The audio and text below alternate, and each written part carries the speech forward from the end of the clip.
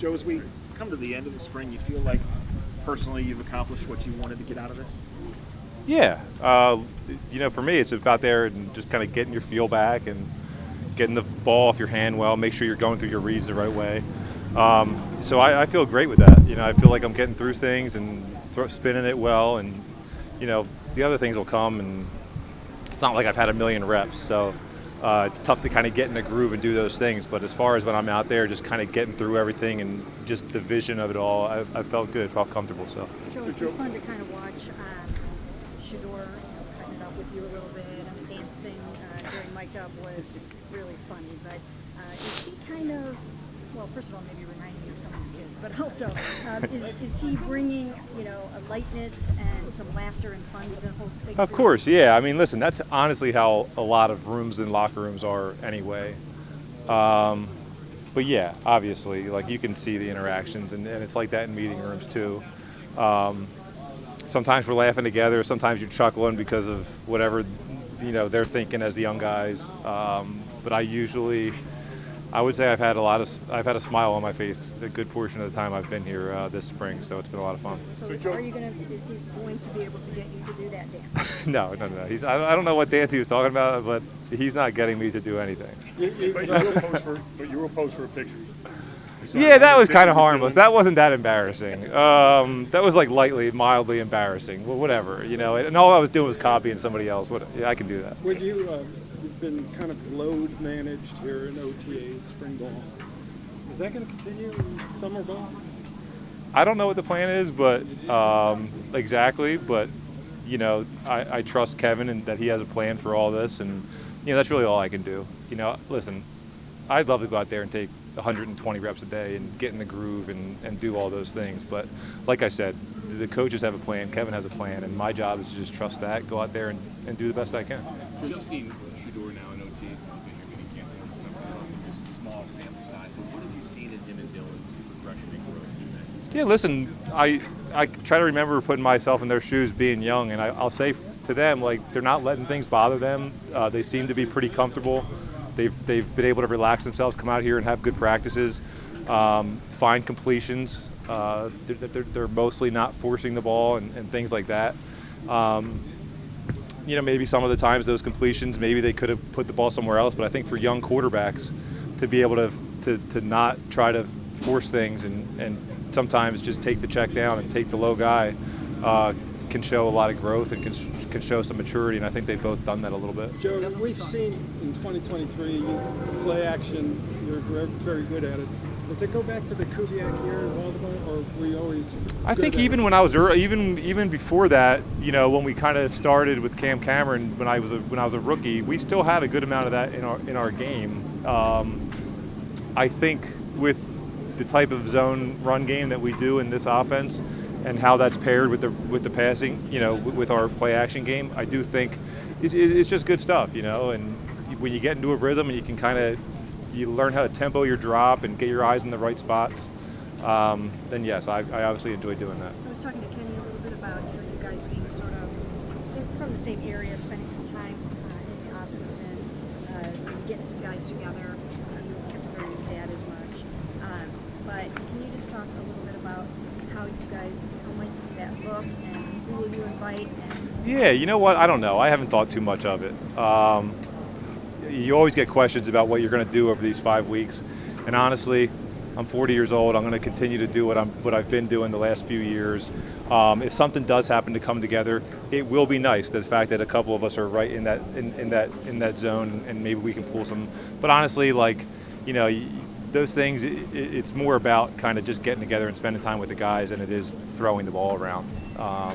It's just building rapport and getting to know guys, and that's the most important thing. Joe, Tommy told us that sometimes your stories interrupt the meetings. They're good. Is that true?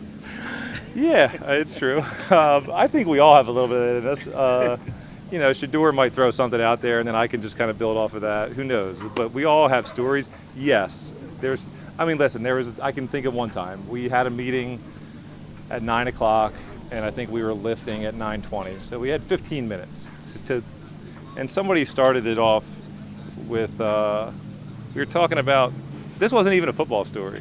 we're talking about vacations, and do you actually like going on them? And I was like, you know, sometimes, but not necessarily. And that turns into 5 stories, and the next thing you know, it's 9:17, and you're like, all right, guys, see you later. So yeah, that can happen, but throughout the course of my career, that's like, you know, that happens on Fridays in the season. You know, you've prepared, you're ready, you've kind of covered everything, and sometimes you tell stories for 15 minutes. It's kind of what, you know, that's what being a teammate and getting to know these guys is all about. So it's a lot of fun to do that. Joe, Kevin was talking about social media, 24/7 news cycle, Instagram cycle. How have you seen that evolve over the course of your career? Yeah, well, I think when it initially came in, I think Twitter started right around 07, 08. I came in 08. I can remember like the first time I walked into the cafeteria in Baltimore and somebody was like, hey, you mind if we tweet this? And nobody knew what that meant. I think the evolution has kind of come from that's a method to kind of see some stuff and have some fun to like it's the main news source, you know? So the difference now is like that everybody's getting their stuff from there, and it's treated a little bit more seriously because everybody that is the main news source, but you still have the same thing you always had, which is a million different opinions. So it kind of blends like your actual news source with a bunch of other stuff.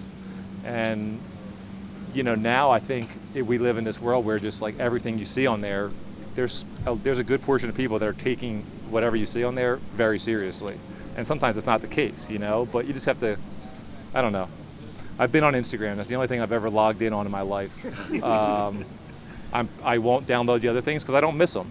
If you told me you're taking Instagram away, like I've been on it. I'm too far down the road, but like Twitter and all those other things, I won't even download it on my phone just because I know it's a trap to just, you know, get sucked in. So you're not going to do the dance on TikTok then? Is what you're telling No me? TikTok dances. The fact that people, that is different too. This generation, the fact that people want to get on their phones and show people the most, like that's embarrassing. You're an adult. Like be an adult. Like it's just like I can't wrap my head around that. And like I get it. Like you have kids and like you want to have fun with your kids. Like well, like have fun with your kids in private. You know, that's what I think. Does that make you more guarded, Joe? I'm not guarded. I don't think I'm guarded at all. I think honestly, if you talk to me in person, I'll tell you a lot. I'll be pretty honest with you. But like yeah, on social media, no chance. No chance. There's part of me. There's a piece of me at times that like, gosh, should I be this guy that kind of like does this a little bit? Like, 'cause I feel like in order to have a good social media, you do want to be honest and like show what you do in your life. But it's just like, that's a job in itself. Can you empathize with younger players who maybe don't have the same perspective that you do and like the reality players? It's just different. I mean, listen, if I grew up when they did, I'd probably be. My personality is what it is. I don't think I'd be dancing on camera, but I would be more similar to them than I would probably admit. Joe, becoming a leader, developing chemistry, is that mostly organically how that happens at this time of year? Or does someone have to say, we're going to go golfing, we're going to do this, things like that? I think things happen organically. I think guys feel, first of all, when it comes to leadership on a football team, you have so many dominant personalities. And at the end of the day, Kevin Stefanski for the Cleveland Browns is the leader. I don't care how many leaders you have on the team that play, like you have to fall in place and buy in to what the head coach is preaching. And then it's your job to kind of facilitate that as a leader, but ultimately as a player, players respect guys that show up, play well, work hard, and then everything else kind of happens organically if you're, you know, depending on your personality and things like that. But first thing you got to do is take that field and show that you can play some ball, and then everything else kind of comes together. Joe, this part of camp is limited for you guys, but for you, what do you think the most important thing is taking away from minicamp, heading into that break, and then looking ahead to training camp? It's just kind of giving yourself the reminder that you can do it, get some confidence back, get some confidence heading into the off season, so that when we come back for training camp, we feel like we're a team that can go win football games. And I think a lot of the off season is just getting that feeling back. You know, and it doesn't matter what kind of season you had the year before. You've taken 3 months off, you've been in a weight room, you've been getting back, and every time you take that field, you got to give yourself that reminder, like, oh yeah, this is where I want to be, and man, I can do this. I love doing it. And to go out there against your team and to actually complete some balls and bat balls down and do all the things that everybody's doing, it just gives you that little reminder, like, okay, yeah, we look good. We're going to compete. And I think when you have that confidence going into training camp, you know, it gives you that little bit of an edge.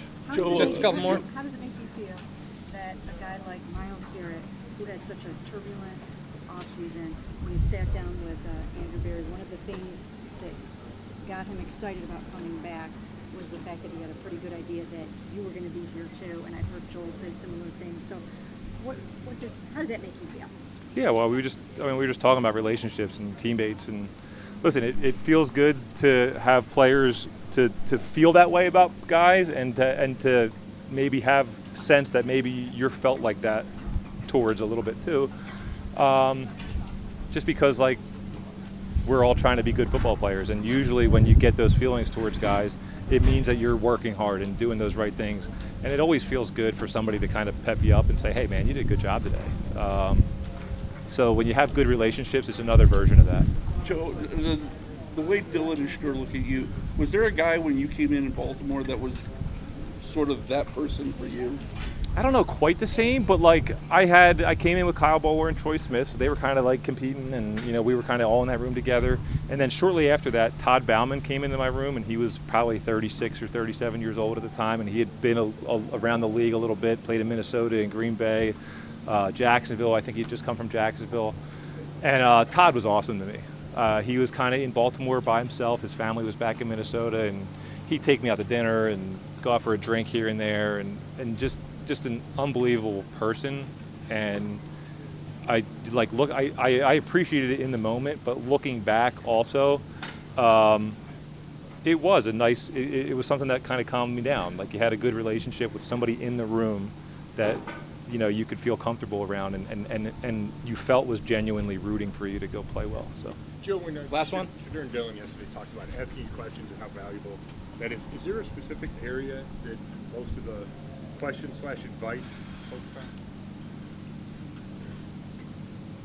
it's tough to say. It's a little bit of everything. I mean, I don't know if I've mentioned it before, but I mean, they were even asking me about cadence. You know, we're trying to sound the same with everybody, and a lot of these guys in today's game, like, you're so used to no huddle and not even doing a cadence anymore. And listen, I was that same way. Like, in college, we were in nothing but shotgun and pretty much all no huddle. But back then, you were kind of, like, in these camps, you were forced. Like, coaches really forced you to kind of adapt. And these days, it's kind of, you know, more of that college style is kind of leaked into the NFL a little bit. But you hit certain teams where you're still doing those things, and I think it's questions related to that. You know, calling plays, the bulk of the the volume of the offense. How do you kind of manage those things, and, you know, stuff like that. What do you like better, under center or shotgun? I think everybody likes being in shotgun, but I love being able to go under center in this league, because you cannot live in the drop back world. I don't care who you are. You know, because even the guys that are in shotgun all the time, they're doing RPOs and they're doing other things to kind of mix and match and get easy completions and things like that.